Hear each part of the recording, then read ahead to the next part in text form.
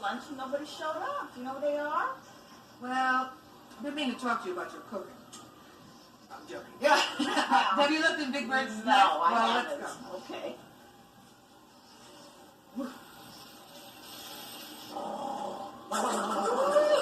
Oh. Sleep. Big Bird. Big Bird. Yoo-hoo. Hi, Olivia. Hi. Hi, Maria. Listen, I'm sorry to wake you up, but the kids are supposed to come over to my house for lunch and nobody showed up. Do you know where they are?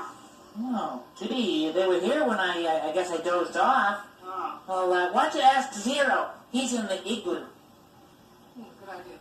Okay. Zero. Zero. Yeah.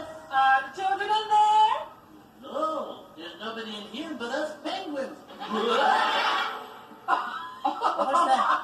Bye, penguins. See you later. Thanks for playing. That's right. Waddle your way out there. Use those slippers. Use those legs. You're walking like Hey, come on inside, guys. Okay. Come on in. Inside. Sesame Street has been brought to you today by the letters I for igloo and M for mackerel, and by the number 2. Come on, Olivia. That's right. I'm pulling you in.